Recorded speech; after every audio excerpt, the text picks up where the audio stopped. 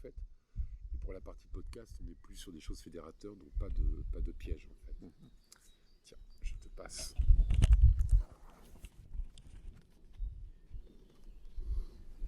Je suis dans la dernière tranche d'âge. D'accord. Je suis pas natif. Je viens d'Armentières justement. Je suis né à Armentières.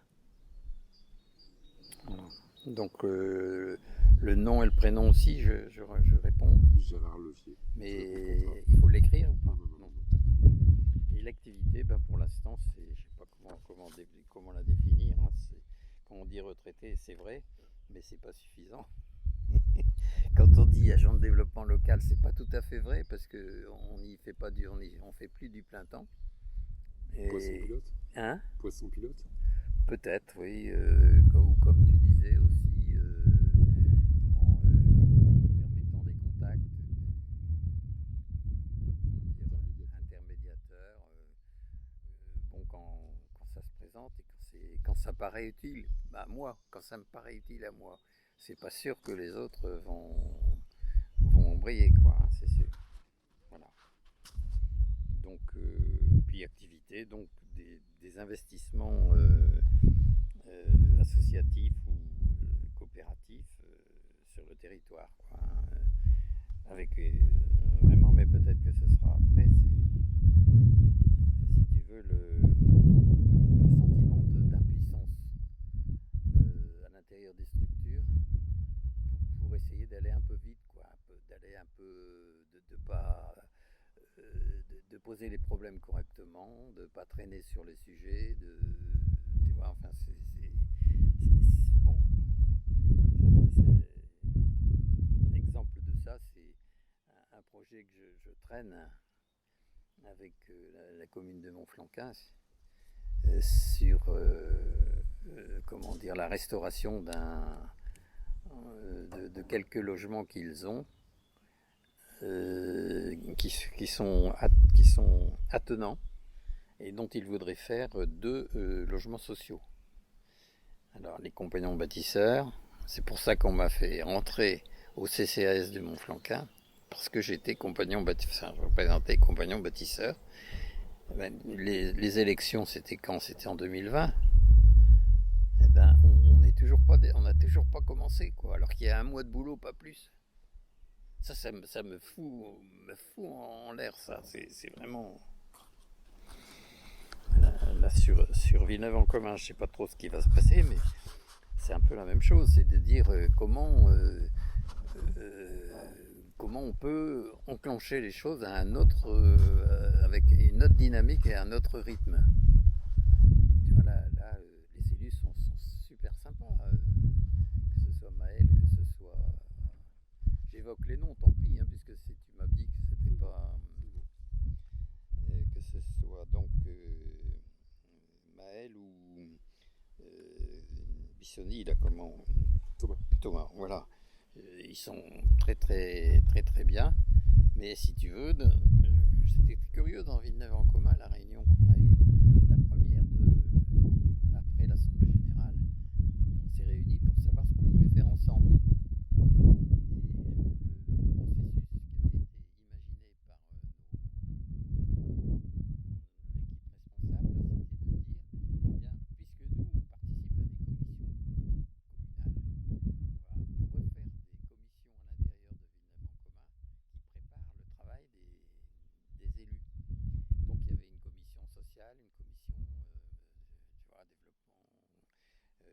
Démocratie locale, une commission santé, une commission éducation, etc. Voilà, et moi j'avais le sentiment d'abord qu'il y avait un préalable à avoir, c'est une connaissance mutuelle, connaissance globale de la commune, avant de la découper.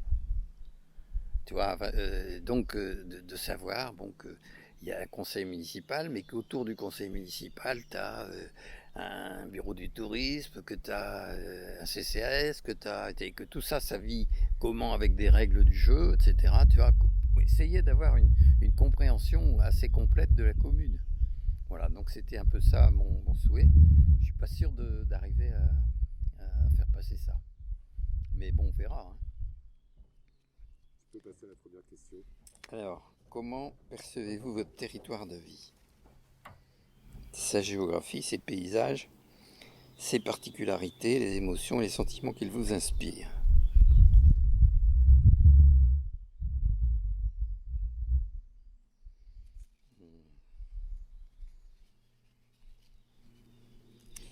Spontanément, ma réflexion, c'est de dire je passe du bon temps dans mon jardin. Quand il fait soleil surtout, parce que pendant tout l'hiver, j'y mets pas les pieds.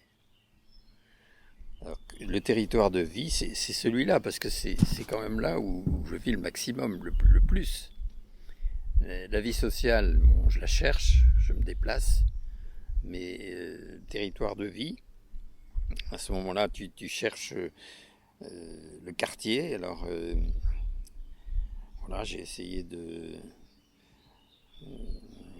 m'infiltrer dans une petite association qui organise de la belote, quoi. Donc une fois par semaine. Je n'y vais pas toutes les semaines. On joue à la belote. Bon, ça permet de voir des gens que je ne verrai sûrement pas ailleurs. Alors voilà, donc ça c'est... Je ne sais pas si je réponds bien à la question, parce que c'est... Territoire de vie, si tu veux, il part du jardin, il part du quartier, de la ville, de l'interco, du département, de la région. Enfin, c'est un peu compliqué, hein, parce que tous ces niveaux-là peuvent avoir un impact sur la façon dont on vit, quoi, c'est sûr. Et comment le percevoir? Sans doute un manque d'informations cruciales sur les choses qui se passent vraiment. On a l'aboutissement de processus, mais on n'a jamais les processus en élaboration, quoi. Et ça, c'est frustrant. C'est frustrant.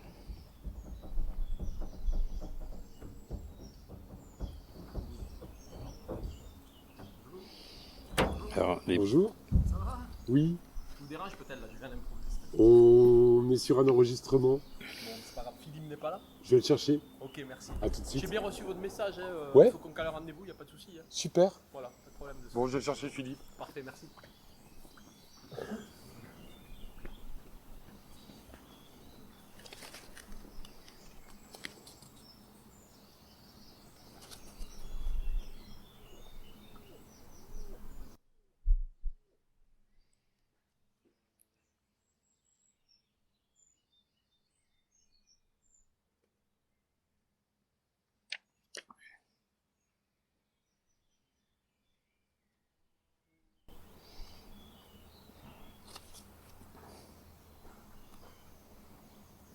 J'arrive.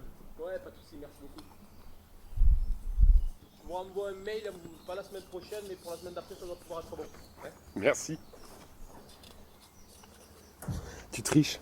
oui, il fallait les faire une à la fois. D'accord. Donc, ces paysages, je les trouve très, très plaisants. Hein. Je pense que ça vaudrait le coup d'utiliser la diversité de ces paysages pour apprendre à les reconnaître, apprendre à les lire, alors bon, à les lire, à les sentir, bon, je sais pas. Ces particularités.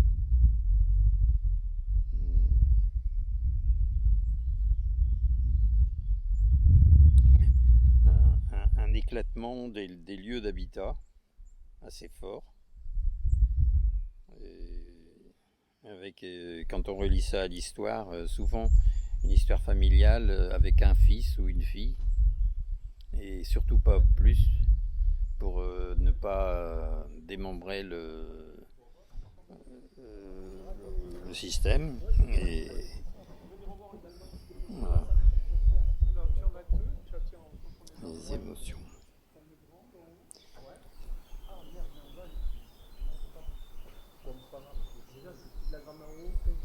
Oui, je suis pas sûr de, comment dire, de vibrer sur ce territoire. Quand on a décidé de quitter Paris,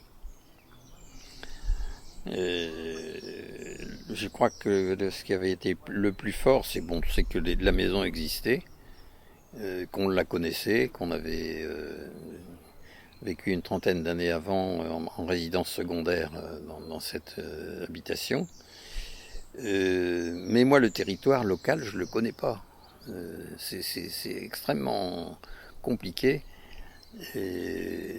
Participer à une conversation chez mon beau-frère, si tu veux, c'est en permanence parler des voisins et de la famille, quoi. Or, c'est pas ma famille complètement, puisque je suis une belle famille, et les voisins, je les connais pas du tout.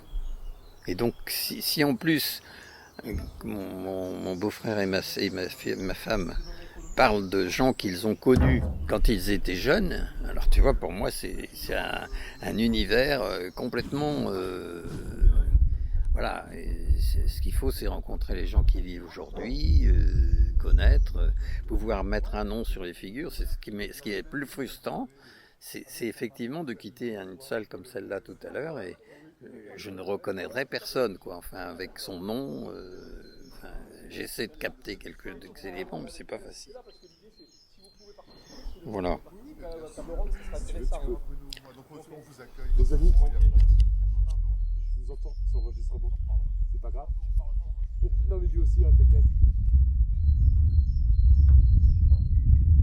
Bon, alors ensuite, les sentiments qui m'inspirent.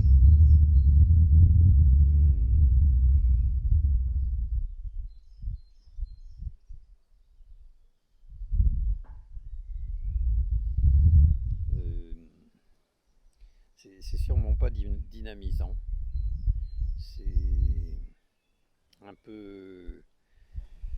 Enfin, c'est pas amorphe, mais c'est lourd, quoi. On n'arrive pas à faire bouger les choses.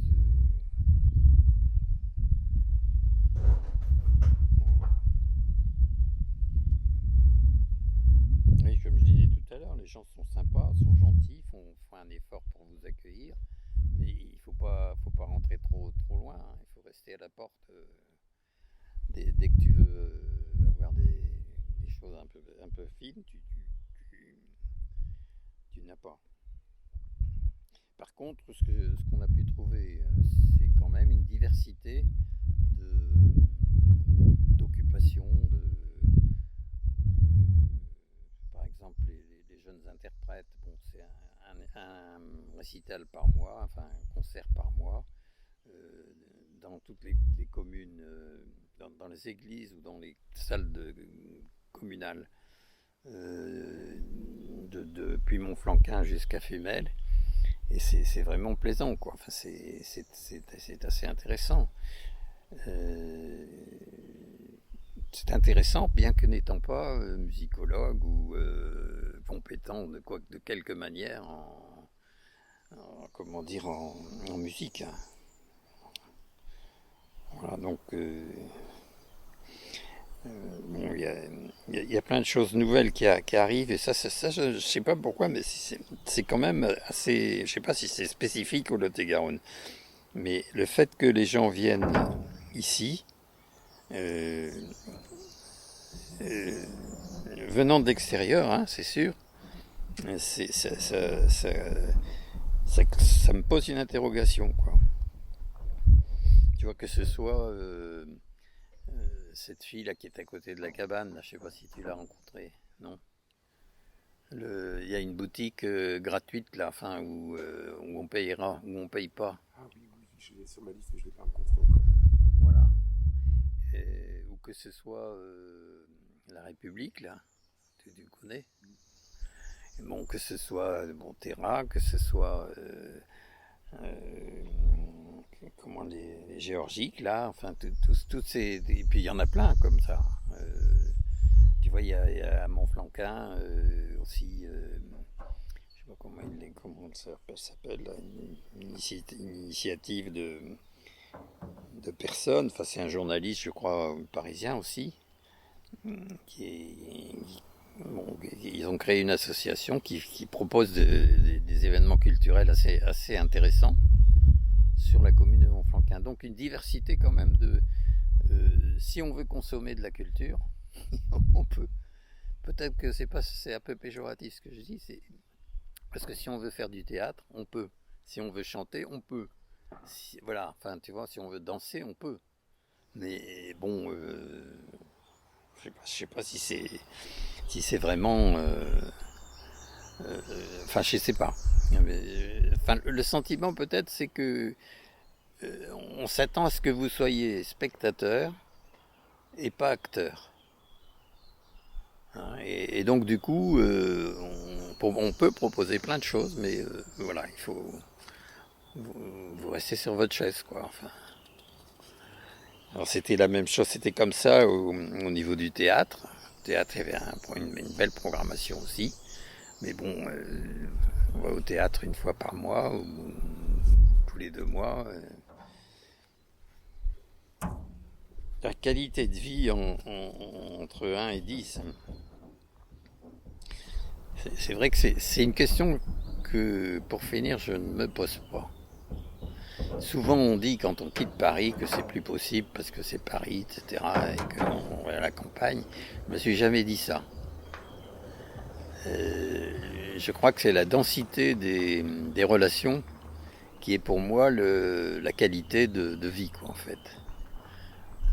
Donc s'il y a des périodes où je vois personne, ben c'est pas terrible.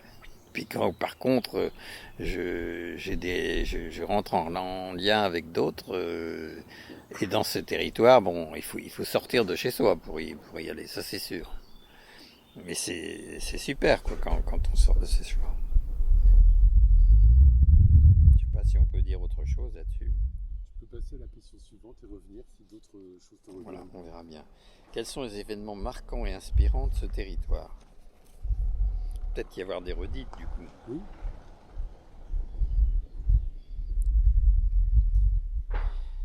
Ça peut être un personnage inspirant, un moment historique ou anecdotique, ou quelque chose de plus invisible.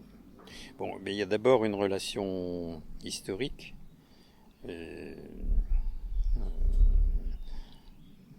Comment dire, par le fait que mon épouse a des attaches ici. Donc ça c'est marquant parce que si tu veux c'est important de... Si je suis ici c'est à cause de ça. C'est pas parce que je l'ai choisi. Tu vois, j'aurais choisi quelque chose, ça aurait plus été du côté de Cahors, dans la vallée du Lot, quoi, aussi. Mais voilà, et à l'époque, quand on était en train de discuter ce choix-là, mes beaux-parents ont dit mais non, on a des bâtiments, utilisez-les, etc. Et donc du coup, ça a été une coupure à l'initiative qu'on aurait pu avoir là-bas, quoi. Donc, événement marquant.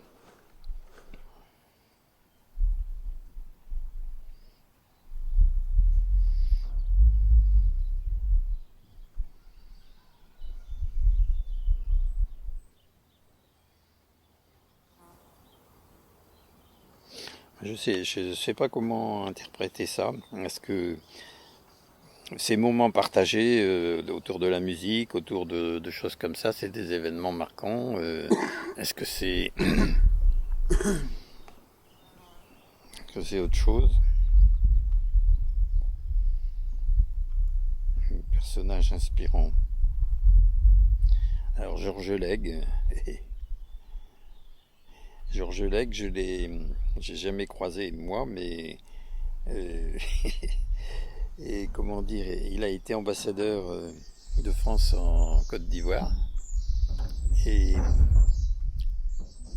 quand mon épouse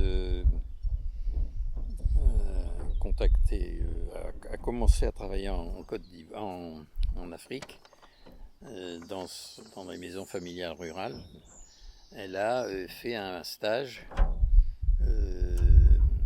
comment dire, d'échanges mutuels, de construction comme ici, ils savent bien faire, là, en Côte d'Ivoire, à Bouaké. Et à Bouaké, le copain qui l'accompagnait, un Ivoirien, quand il a su qu'elle était de Villeneuve-sur-Lot, a tout de suite téléphoné à l'ambassadeur en disant on a ici quelqu'un de chez vous. Alors il a fallu qu'elle y aille immédiatement, en gros, et elle a été accueillie par et qui a demandé, alors il a demandé des nouvelles de la famille de Monique, etc. Enfin, c'est une petite histoire, quoi. Enfin, mais bon, une relation historique avec ce territoire qui renaît de temps en temps. Il y a son buste maintenant, il lègue, voilà.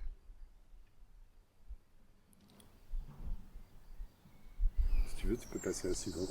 Voilà. Quelque chose de plus invisible, c'est cette redécouverte relativement récente de la subsistance de quelque chose auquel j'avais participé il y a 40 ans, quoi, sur la vallée du Lot. Ça me paraît, si tu veux, il reste quelque chose quand on parle de la vallée du Lot, tout le monde dit Smavlot, ou tu vois, un truc beaucoup plus restreint, alors que la vallée du Lot, c'est la vallée du Lot, c'est quelque chose, il y a la Truyère, il y a le Dourdou, il y a plein d'affluents, quoi, tu vois, enfin, la Lède, bien sûr, mais voilà, et que ça puisse continuer à exister aujourd'hui, c'est inspirant, quoi, c'est sûr, voilà. Alors, si ce territoire était une personne, quels seraient ses traits physiques, de caractère, de personnalité, son état d'esprit?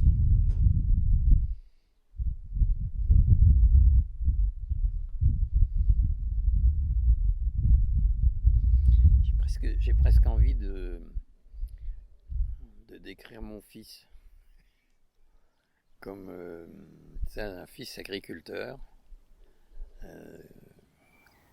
qui lui s'est inséré, qui a l'accent,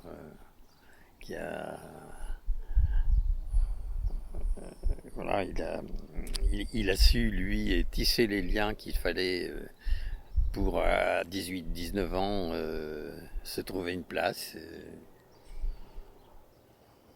Donc il faut être persévérant, il faut avoir des traits, comment dire, une force physique relativement importante pour faire face à tout ce qu'on a à faire.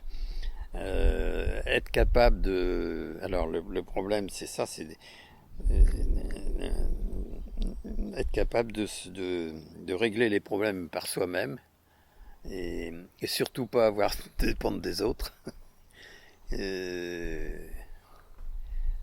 Enfin voilà, donc c'est vrai que par exemple son idéal actuel, l'idéal type qu'il met en valeur en ce moment, c'est le type qui lui rachète son soja. C'est un industriel, mais c'est petit industriel, c'est un artisan de la vallée du Lot, qui lui achète son soja à un prix défiant toute concurrence, qui le sèche, enfin, etc. Et donc un prix élevé. Et ce type n'a jamais fait aucun emprunt. Il a une trésorerie d'1 million. Tu vois, et ça c'est quelque chose qui est pour mon fils enfin ça pourrait être pour d'autres aussi, mais comme lui se confronte actuellement à des investissements agricoles, alors c'est un type qui est d'origine étrangère. Je ne sais pas s'il n'est pas hollandais ou quelque chose, mais bon, cette capacité à régler ses problèmes par soi-même. Et surtout en n'allant pas chercher l'administration, c'est peut-être quelque chose qui est... Sinon, par rapport à l'administration et par rapport à l'État, c'est une soumission complète. Je sais pas, c'est en tout cas pas changer les choses, quoi. On est vraiment dans la continuité. Si on bouge les choses, ça va pas. Alors si ces territoires étaient un paradoxe, c'est pas facile de concrétiser une question comme ça.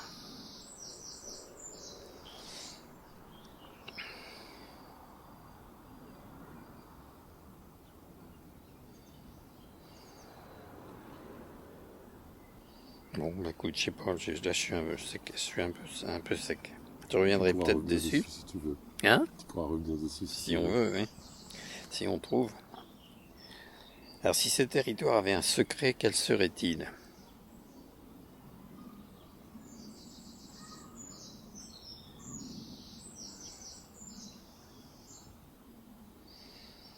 J'aurais tendance à dire spontanément son histoire.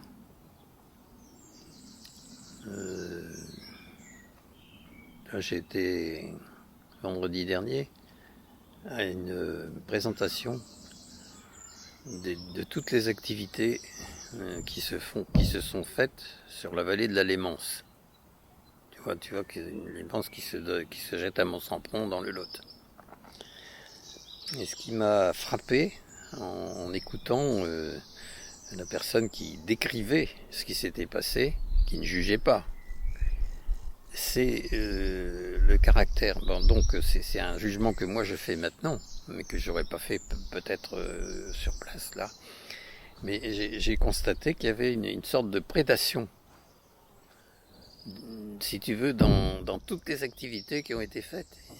Il y a eu les carrières, il y a eu la forêt, il y a eu le sable, il y a eu le fer aussi. Il y a de la forge là-bas.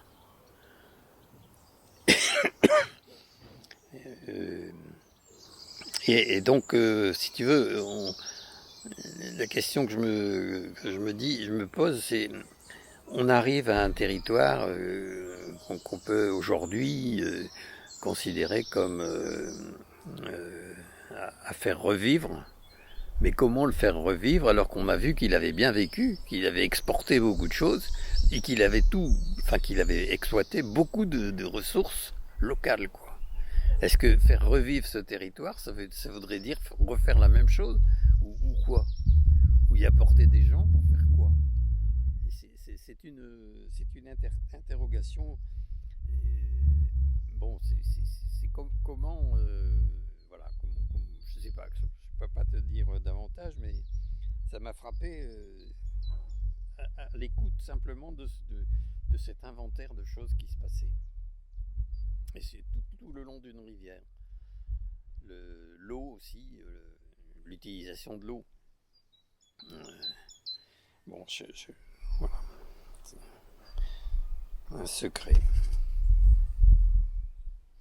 Quelles sont ses richesses et ses atouts?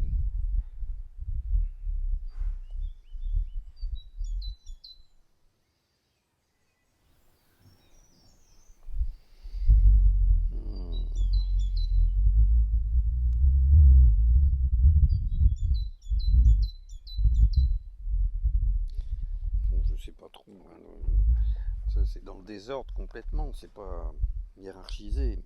Il y a un patrimoine, c'est sûr, important, datant de différentes époques,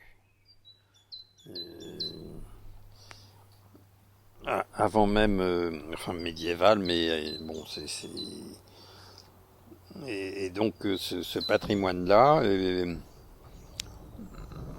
mérite d'être je ne sais pas s'il mérite d'être conservé, mais enfin, c'est des signes visibles de la façon dont les gens ont vécu ici, de la richesse qu'ils ont eue à un moment donné, de pouvoir faire tous ces trucs-là. Mais ça, c'est plutôt du passé, donc les richesses...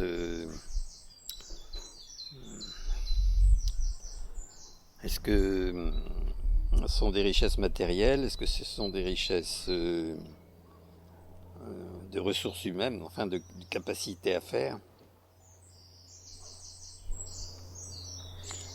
Oui, c'est vrai que c'est une des questions que je me suis posée, surtout par rapport à l'existence d'initiatives venant de l'extérieur, qui elles toutes, y compris la Maison Forte, a besoin de financement extérieur pour vivre. Mais qu'ici, localement, si tu veux, à part les trucs où ils sont obligés, comme la PAC, la politique agricole commune, les gens se débrouillent avec ce qu'ils ont, quoi. Il y a là une différence très nette de comportement. Et les financements mobilisés par des gens qui viennent de l'extérieur sont des financements extérieurs. Alors que le comportement intrinsèque des habitants d'ici, c'était la même chose dans le Lot, c'est qu'il y a des ressources locales qui sont épargnées. Et la mobilisation de ces ressources-là ne fait pas partie des processus qu'on peut voir aujourd'hui, quoi. Mais si tu veux, à l'époque, j'avais fait une analyse, une sorte de tableau interindustriel là, de ce qui rentrait, de ce qui sortait dans le département, et puis de ce qui est resté. Si tu veux, le Lot était un des territoires où on épargnait le plus par tête d'habitant. Et ça pouvait, alors que c'était un territoire pauvre, où on amenait des crédits d'État, etc. Bon, alors voilà, ces atouts, c'est sûrement ces paysages,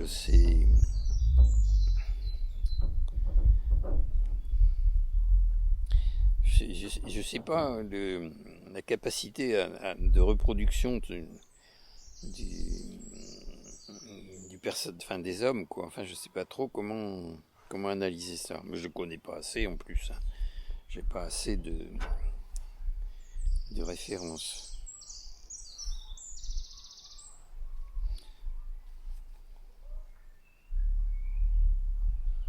Alors qu'aimez-vous faire ici que vous ne pourriez pas faire ailleurs? Bon, ça c'est effectivement, bon, si je commence par une chose, c'est le jardin, quoi. Indiscutablement.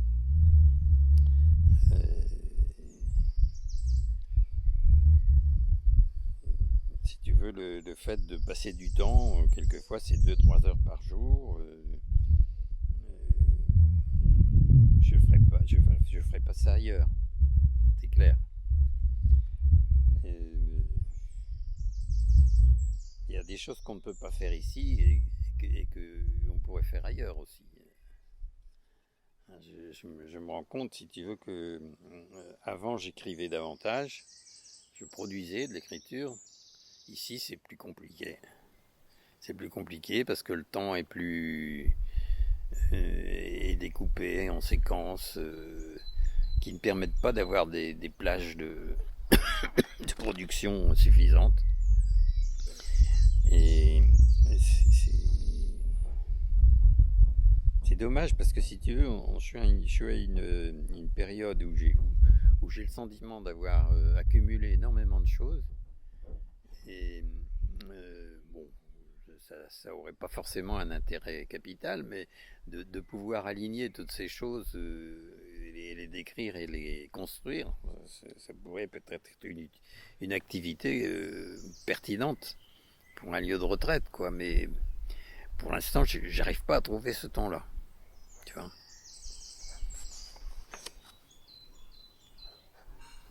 Mais je personnalise peut-être un peu trop là.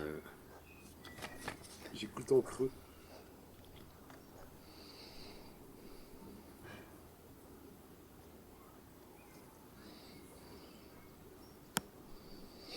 Bon, les manques et les faiblesses de ce territoire. C'est un territoire qui est, je crois, assez peu ouvert sur le monde. Il existe des jumelages. qui sont vivants, qui se manifestent régulièrement. Alors évidemment, ce sont des jumelages. Il peut pas y avoir 100 jumelages, il y en a 3 ou 4. Ou 5 ou 6, je sais pas, maxi. Et ces jumelages mettent en relation des personnes. Alors c'est souvent construit sur une relation personnelle. Un élu a été dans un territoire, s'est rendu compte que il était bien accueilli, etc. A proposé une visite retour, et puis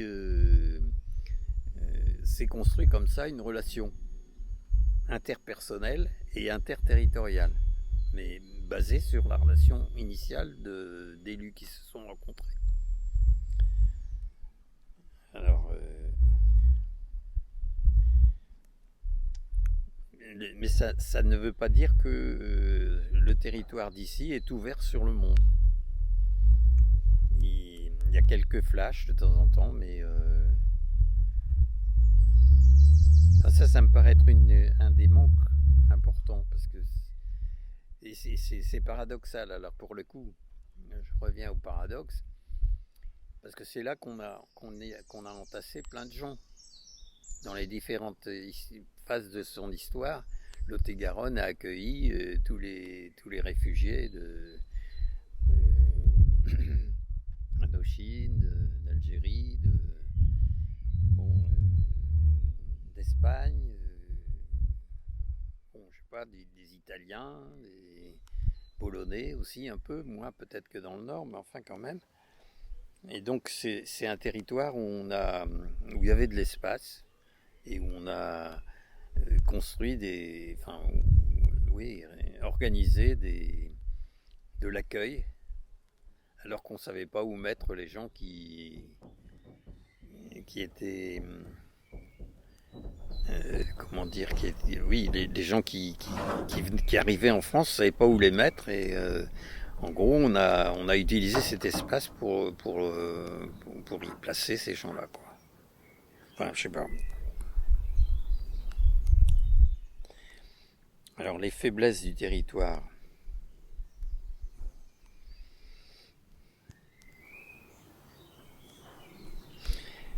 Et dans les choses qui sont intéressantes, c'est le climat. Les atouts de ce territoire, c'est le climat, c'est sûr. Mais c'est aussi on se rend compte de ça avec les variations climatiques, là. Le fait qu'on n'est pas sûr de pouvoir aller jusqu'au bout d'une production quand on est dans l'agriculture, ou alors on fait des choix de telle plante qui est résistante par rapport aux autres. Mais tu vois, l'expérience qu'a fait mon fils de ça, je raisonne à travers lui, parce qu'il a choisi d'abord de faire du pruneau. Et puis il s'est rendu compte que le pruneau, c'était une année sur 6 ou 5, quoi, et qu'il ne pouvait pas rester là-dedans. C'était pas possible, il y avait trop d'incertitudes, parce qu'il fallait débourser tous les ans de la taille. Donc c'était une équipe qui venait d'ailleurs, et du ramassage. Et donc ça c'est du débours immédiat, c'est de l'argent liquide, quoi, c'est de la trésorerie. Donc il fallait trouver autre chose. Donc ensuite il investit dans le poulet label. Et il a construit un premier poulailler à 20 ans. Il en a construit dans son nouvelle exploitation d'abord un, puis un autre, puis 6. Donc ça fait quand même une population de poulets importante, label rouge. Bon, et puis il s'est rendu compte que ces pruniers, ils servaient plus à rien, et donc il a converti les pruniers en céréales, quoi. Enfin, donc il a arraché tous les pruniers, et il en a fait de la terre où il faisait du maïs. Et puis bon, après ça, C'est devenu un peu à la fois, mais c'était pas encore tout à fait ça. Et l'histoire, c'est la surface qui l'a séduit.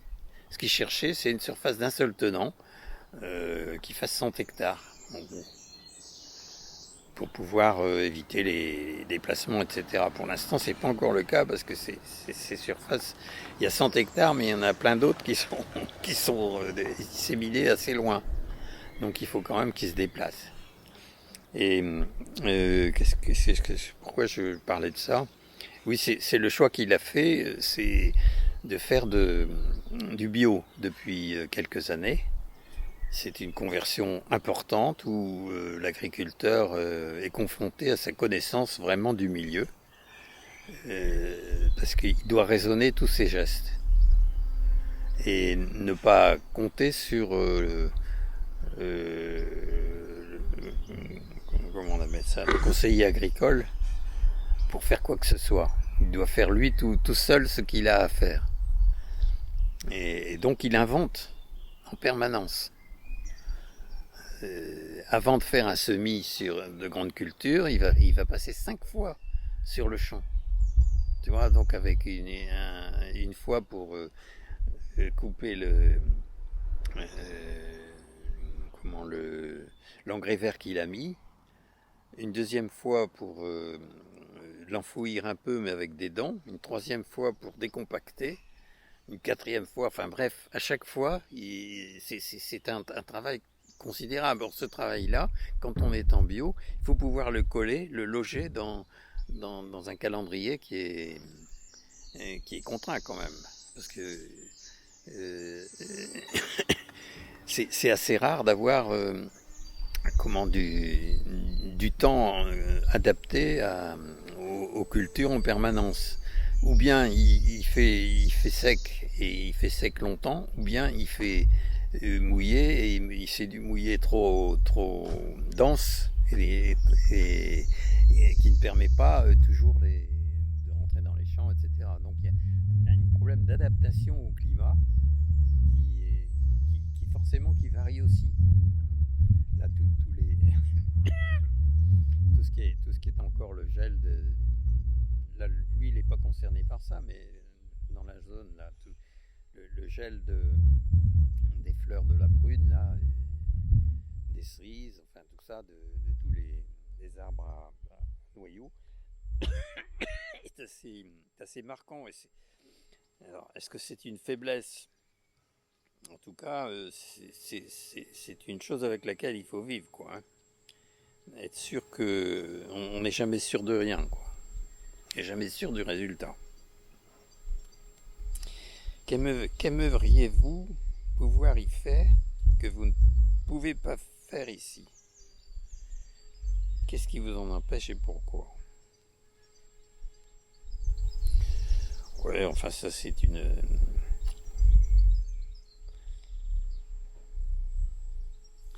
Parce que si tu veux, c'est quelque chose que j'ai fait tout le temps, toute ma vie, et que j'aimerais bien continuer à faire ici. C'est d'une certaine façon une forme d'éducation populaire. Je me souviens dans la fin des années 50, début des années 60, j'ai découvert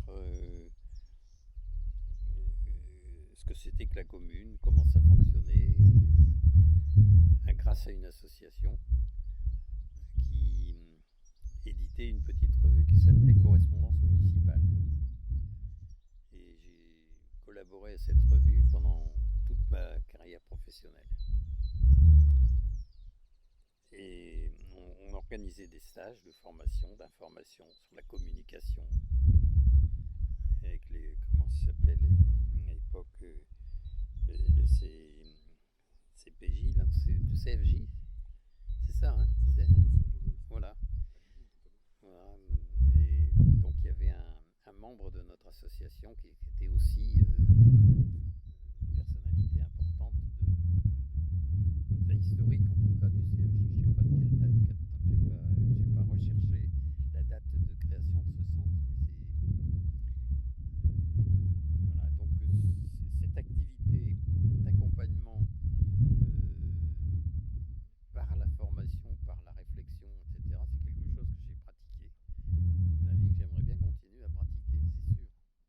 sans avoir de compétences spécialisées sur un sujet. Tu vois, c'est pas comment dire, un savoir que j'aurais un savoir que j'aurais à dispenser. C'est plutôt une connaissance des règles du jeu et la capacité de rencontrer des gens qui sortent de ces règles et de les mettre en relation. Enfin, tu vois, il y a des règles du jeu, c'est vrai, il y a la loi, mais la loi n'est pas appliquée partout de la même manière. Faire en sorte que, grâce à un réseau, on puisse à la fois connaître la loi, mais aussi comment on la contourne, c'est quelque chose qui est très, très, très, comment dire, très inspirant, quoi, en fait. Alors, ben, ici, pour l'instant, de toute façon, je crois que je présume un peu de mes forces parce que je suis plus capable d'engager de nouveaux chantiers aussi ambitieux. Qu'est-ce qu'il manque principalement pour son développement? Alors, développement, c'est ça qui est problématique, c'est le terme lui-même.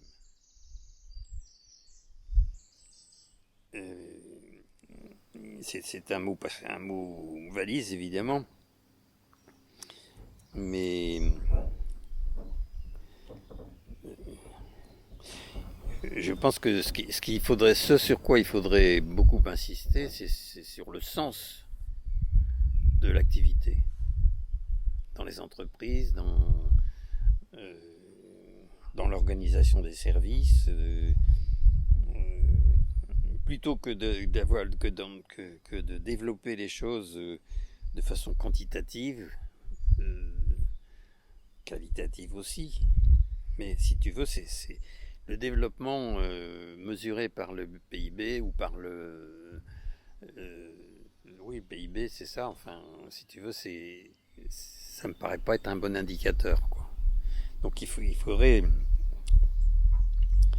que les gens puissent réfléchir davantage à ce à quoi ils croient, à ce qui est important pour eux. De ce point de vue, je pense que la réflexion de Bruno Latour, si tu veux, est inspirante aussi. Hein. Vivre ici et vivre d'ici. Ça me paraît être...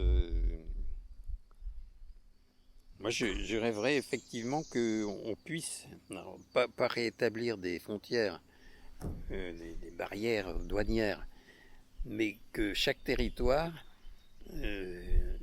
puisse vivre à la fois de ce qu'il produit et de ce qu'il échange, mais avec une limitation à l'échange qui serait 50, pas plus de 50, quoi. Tu vois, il faudrait qu'il puisse... s'il produit, d'accord, il peut vendre à l'extérieur, mais il ne faudrait pas qu'il vende à l'extérieur plus que la moitié de ce qui se produit, et en tout cas, sûrement pas plus que ce qu'il aurait besoin d'importer. Donc c'est des règles du jeu qu'il faudrait inventer, mais c'est j'ai jamais trouvé de théoricien de ça, quoi. Parce qu'il y a plein de... L'économie symbiotique. Hein? L'économie symbiotique, Isabelle Le Quesnoy. Ah bon? Bah, tu me donneras son nom tout à l'heure, je noterai.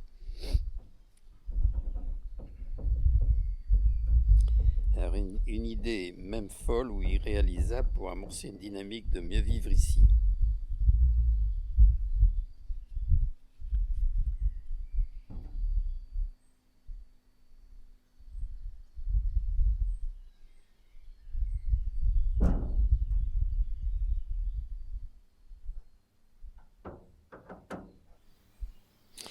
Je sais pas, si c'est une idée qui se traduit par un événement ou par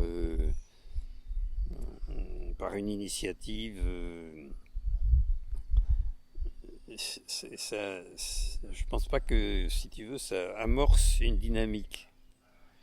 Ça a d'abord du mal à exister par soi-même.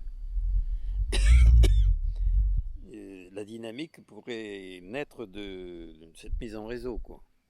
hein, de la capacité d'une mise en réseau, d'une part des gens qui ont des idées originales, et puis en même temps qui ait aussi une conscience des gens qui vivent ici. Donc qu'on soit pas comment dire, qu'on ait un sentiment d'appartenance à créer un sentiment d'appartenance qui serait aussi fort et aussi justifiable que les gens qui vivent ici et qui n'ont même pas ce sentiment d'appartenance quelquefois. Et ça, ça me paraît pas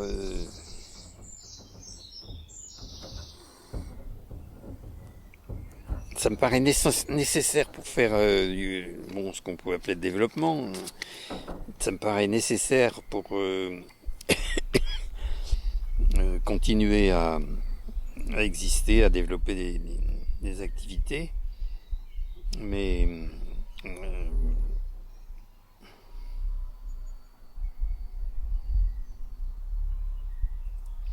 irréalisable, bon.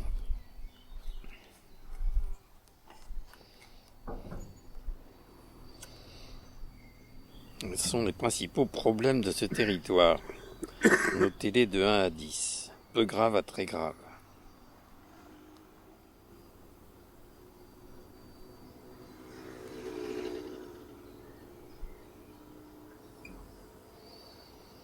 Alors attends, je vais faire une pause sur l'enregistrement.